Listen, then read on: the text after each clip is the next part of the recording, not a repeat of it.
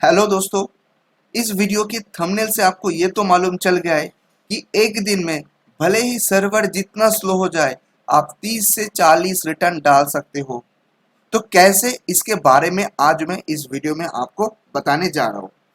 पर video start करने से पहले मैं आप सभी को रिक्वेस्ट करना चाहता हूँ कि अगर आप मेरे चैनल पे पहली बार आए हैं तो प्लीज़ मेरे चैनल को सब्सक्राइब करना मत भूलिए और साथ में जो रेड कलर की बेल आइकॉन है उसको भी हिट कीजिए ताकि आने वाला ऐसा यूजफुल वीडियो का नोटिफिकेशन सबसे पहले आपके पास पहुंच जाए।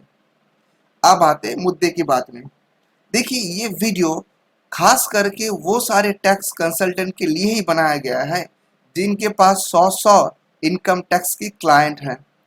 वो दिन में बहुत सारा रिटर्न सबमिट करने के लिए जी जान से बैठे हैं, पर सर्वर इशू की वजह से रिटर्न फाइल नहीं कर पा रहे। एक तरफ क्लाइंट का फोन आ रहा है कि सर मेरा रिटर्न कब तक आप सबमिट करेंगे ये बताइए। दूसरी तरफ सर्वर इशू है। बहुत सारा टैक्स प्रोफेशनल को ऐसा भी फोन कॉल आ रहा है कि सर आप मुझे बताइए कि आप मेरा फाइल क्या 31 जुलाई तक कर पाएंगे। अगर नहीं कर पाएंगे मुझे बता दीजिए, हम दूसरी जगह व्यवस्था कर लेते हैं। सच मानिए दोस्तों, ये बहुत ही इंसल्टिंग सिचुएशन है, जबकि क्लाइंट को भी पता है कि सर्वर इशू है। तो ऐसा सिचुएशन पे सोल्यूशन क्या है? देखिए, ऐसा सिचुएशन को डील करने के लिए बहुत सारा सोल्यूशन अवेलेबल है, पर जो सोल्यूशन मैं खुद ट्राई करता हूँ वो सोल्यूशन मैं आपको दूंगा। आप जो मेरे इस वीडियो के व्यूअर हो सकता है कि आप में से बहुत जन ये सोल्यूशन जानते हो, पर आई बिलीव कि most of them are not aware. तो मैं आज आपको ये ट्रिक्स बताने जा रहा हूँ कि कैसे इस प्रॉब्लम से आप बच सकते हैं। देखिए, आपके पास जो भी क्लाइंट का फाइल है वो ITR 1 हो सकता है, 2, 3, 4, 5, 6, 7 कुछ भी हो सकता है। पर आज के दिन टैक्स ऑडिट तो नहीं है, क्योंकि टैक्स ऑडिट का जो फाइल है वो आप एक हफ्ते के लिए डिफर कर सकते हैं, उसको अगस्त में ले जा सकते हैं। तो टैक्स ऑडिट का जो प्रॉब्लम है उसको आप साइड कर दीजिए।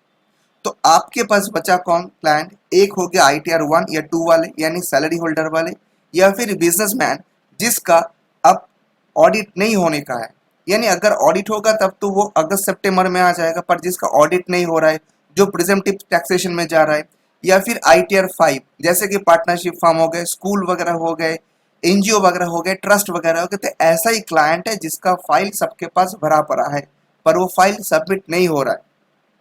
तो मैं क्या कर रहा हूँ देख लीजिए। अगर मेरा दिन में कैपेसिटी है 15 फाइल डालने के लिए, पर मैं देख रहा हूँ सिस्टम स्लो है तो मैं 5 से ज़्यादा फाइल सबमिट नहीं कर पा रहा हूँ, तो मेरे पास हर दिन 10-10 फाइल का बैकलॉग चल रहा है और 30 दिन में ये 300 का बैकलॉग लेके हम लोग चल रहे हैं। पर मुझे एक भी क्लाइंट गंवाना नहीं है, तो मैं क्या करूँ? देखिए, मैं क्या कर रहा हूँ, सारे क्लाइंट्स को एक ही बात बता रहा हूँ कि आपका 31 जुलाई तक रिटर्न सबमिट होना का जो रिस्पॉन्सिबिलिटी है वो हम कर देंगे, बाकी आप हम पे छोड़ दीजिए। तो पूछ रहे कि भैया आप कर क्या रहे हैं? तो हम बोले, देखिए सीधा बात है, आपको 31 जुलाई तक रिटर्न सबमिट करना है। तो अगर आपका ITR 2 है, 3 है, 4 है, जो भी है आपको, अगर 5 या 6, 7 नहीं है, 1, 2, 3, 4 है, तो कम से कम आप एक नील रिटर्न सबमिट कर दीजिए, ITR 1 सबमिट कर दीजिए। एक ITR 1 सबमिट करने में आपको 5 से 6 मिनट से ज़्यादा टाइम नहीं लगेगा।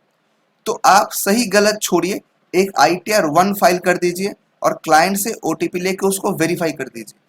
ये करने से क्या होगा? ये करने से वो डिफॉल्टर नहीं होंगे। तो सेक्शन 234A और सेक्शन 234F का जो पेनल्टी है वो तो अवॉइड हो जाएगा। अभी हम लोग क्या कर रहे हैं, 31 जुलाई तक जितने सारे क्लाइंट्स हैं जिनका ITR 1, 2, 3, 4 जैसा कैटेगरी में आ रहे हैं, उसका हम लोग ITR 1 0 फाइल करके सबमिट करके दे रहे हैं। हो सकता है उसका ITR 2 होने वाला है, पर हम लोग फिर भी ITR 1 उसको डाल रहे हैं, क्योंकि ITR 1 डाल के OTP लेके वेरीफाई करा के उसको बोलेंगे आपका रिटर्न सबमिट हो गए।